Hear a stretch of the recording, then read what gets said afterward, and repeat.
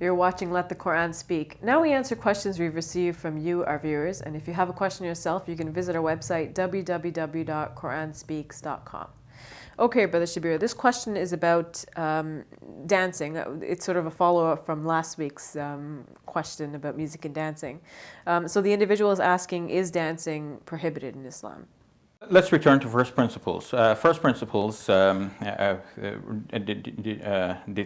that we cannot rule anything to be prohibited unless we have a clear evidence from the Quran or the Sunnah, the life example of the Prophet Muhammad, peace be upon him. In the Quran, there's no mention about dancing. In the life example of the Prophet, peace be upon him, also I do not know of anything that says specifically that dancing is prohibited or that you cannot dance or anything like this. In fact, I don't recall anything about dancing, period. Okay.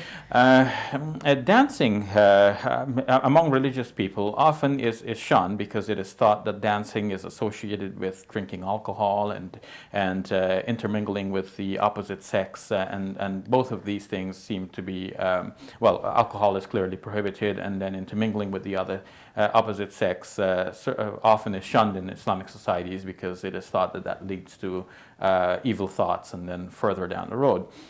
But if we then think about the act of dancing itself, like let's say a person is dancing, you know, maybe a kid is dancing in his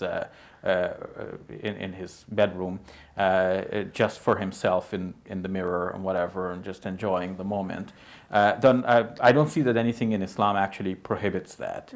Or if women are dancing amongst themselves, or yes, in fact, it is very common at Islamic weddings, at Muslim weddings, I should say, that men dance among themselves, women dance among themselves, like, you know, in segregated groups. It was shown on TV that when Iraq was, as they said, liberated, then there were many people dancing in the streets.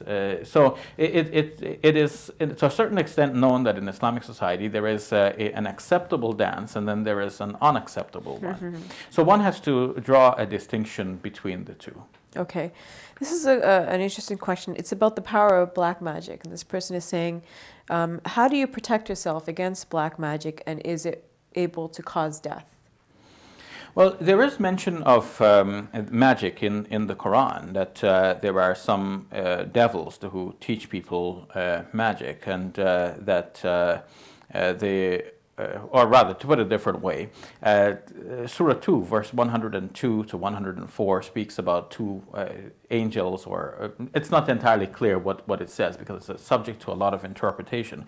But one of the interpretations from that is that that magic has been taught by two angels, and then the devils then continue to instigate people to use that knowledge. So the knowledge from the angels was good knowledge, and then the devil is now causing people to use that for evil purposes. So it's the use of this for evil purposes that is thought to be prohibited in the Islamic faith.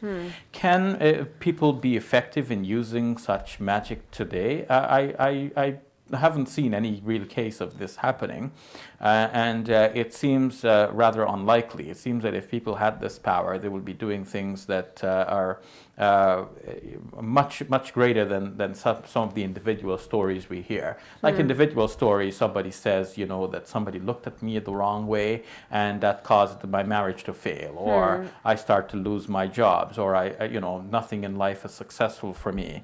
So it seems to me that if people really had this kind of power, they'll be using it to change governments, to, you know, to enact real changes in the world rather than hurt simple, ordinary individuals. Thank you for your time, Brother Shabir. You're welcome. That's all the time we have. We'd like to hear from you. Please visit our website, www.quranspeaks.com. Send us your comments, your suggestions, and of course, your donations.